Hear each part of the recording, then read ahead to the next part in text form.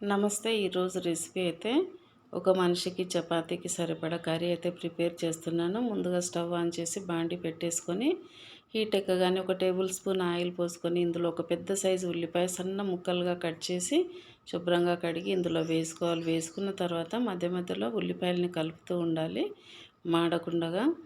అంతలోపు ఇందులోకైతే ఒక 2, 3 చిన్నుల్లిపాయలు, అలాగే ఒక ఇంచు అల్లం ముక్క పొట్టు తీసేసి కచ్చా పక్కగా దంపేసుకోవాలి. అప్పటిదప్పుడు దంపేస్తే స్మెల్ అనేది బాగుంటుంది, టేస్ట్ కూడా బాగుంటుంది. ఇప్పుడు ఇది ఆనియన్లో వేసుకొని మరోసారి కలుపుకోవాలి. కలుపుకున్న తర్వాత ఇందులోకైతే పసుపు, ఒక చిటికెడు పసుపు వేస్తే సరిపోతుంది. అలాగే ఇందుకోసం అయితే నేను ఒక 2 చిన్న టమాటోలు చిన్న ముక్కలుగా కట్ చేసి పెట్టుకున్నాను. అలాగే ఒక ఎగ్ కూడా తీసుకున్నాను. ఇప్పుడు ఇందులోకైతే పసుపు వేసుకుందాం. పసుపు వేసుకున్న తర్వాత మరోసారి కలుపుకొని ఇంకా టమాటా ముక్కలు కూడా కట్ చేసి పెట్టుకున్నాం కదా. మరీ ఉల్లిపాయలు ఎర్రగా ఫ్రై కానవసరం లేదు, మామూలు ఒక 50% కుక్ అయితే సరిపోతుంది. కట్ చేసి పెట్టుకున్న టమాటా ముక్కలు కూడా ఇందులో వేసుకోవాలి. వేసుకున్న తర్వాత బాగా కలిపేసి ఒక నిమిషం పాటు మూత పెట్టేసుకోవాలి.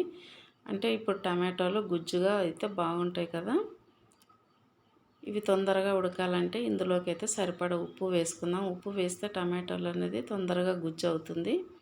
మరోసారి ఇలా కలిపేసుకుందాం మాడకుండగా, అంటే తొందరగా మాడిపోతుంది కదా.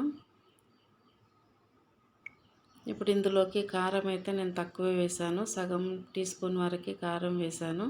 మరి ఎగ్ అయితే ఒకటే కాబట్టి, ఉల్లిపాయ కూడా ఒకటే కాబట్టి, అలాగే కొంచెం ధనియా జీరా పౌడర్ కూడా వేసుకొని రెండు వేసిన తర్వాత బాగా కలుపుకోవాలి. కలుపుకున్న తర్వాత ఇందులోకి వాటర్ ఒక చిన్న కప్పులో ఒక పావు కప్పు వాటర్ వేసుకోవాలి. మరీ ఎక్కువైతే అస్సలు బాగోదు.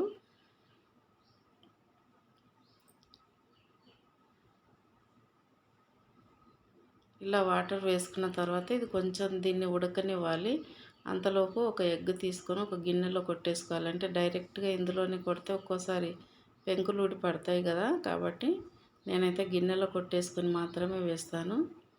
ఇలా వేసిన తర్వాత ఇది మంటని లో ఫ్లేమ్లో పెట్టి మూత పెట్టేసుకోవాలి. గుడ్డు అనేది మొత్తం అక్కడికే ఉడికిపోతుంది, ఉరుటులాగా కాకుండా గుడ్డు మొత్తం అక్కడికే ఉడికిపోతుంది. ఇంకా ఇందులోకి కావలసినంత కొత్తిమీర వేసుకుందాం. కొత్తిమీర వేసుకున్న తర్వాత ఇది కొంచెం ఉడికినట్టు కాగానే ఒకసారి ఇలా కలిపేసుకుందాం. గుడ్డుని చితకొట్టకుండా ఇలా కలుపుకొని పెడితే కనుక మళ్ళీ మంచిగా ఉడికిపోతుంది కదా.